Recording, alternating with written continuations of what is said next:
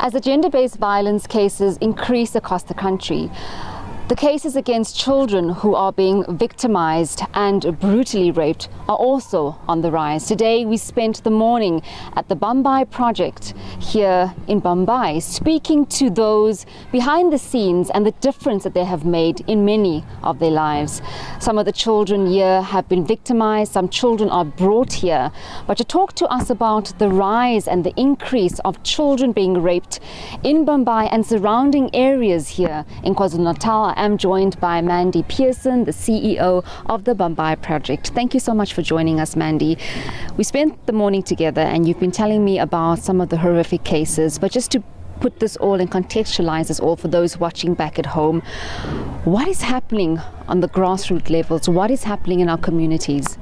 I think a big issue is obviously the situation we find ourselves in South Africa. South Africa is in crisis, economic crisis, the social infrastructure. There are so many issues at play, and obviously in KZN the floods and unrest has exacerbated that even more. But over and above that, we're finding with these child rape cases that it's very difficult for them to process through the system, these cases, for the rapists to actually be charged, because the system, there just seems to be so many obstacles along the way. There are amazing people. We've encountered some incredible people going above and beyond to make things happen. But at the same time, it seems like almost everything else is fighting against it happening, whether it be from the families, because often it's within the family. So the family will be paying the bail if it actually gets taken to the police, but they'll pay the bail. We've had a case just recently where the bail, we found out, had been paid for the rapist. He's free and the girl was actually impregnated. So that's an example. Or they actually just don't take it to court because the man is the breadwinner and they want to protect their own income stream in the household.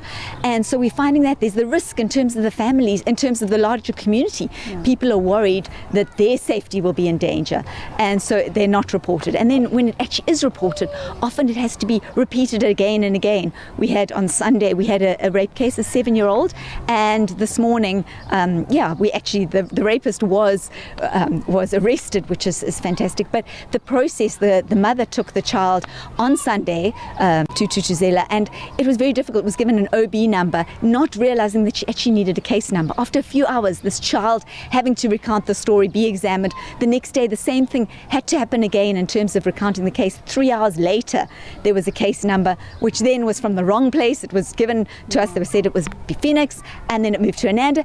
And the process was just so difficult. We had 1 or 2 people who then stepped in and enabled us to have this arrest take place this morning.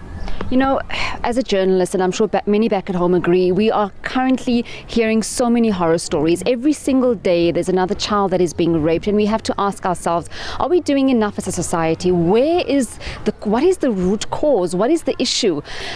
Is it the justice system? And it's true what you're saying. All these, they ask we have to ask these questions.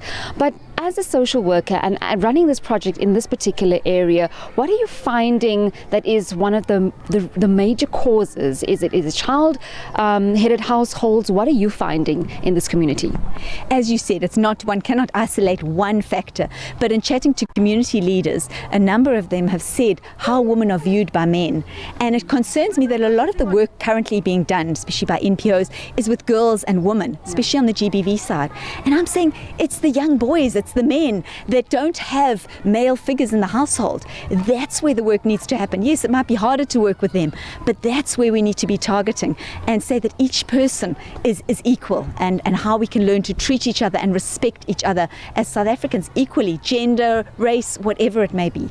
Thank you so much for talking to us, Mandy. Well, that was Mandy Pearson, the CEO of the Bambai project, just talking to us about some of the stats here in this particular area and the surrounding areas of KwaZulu-Natal, but also the great work that they are doing on the ground.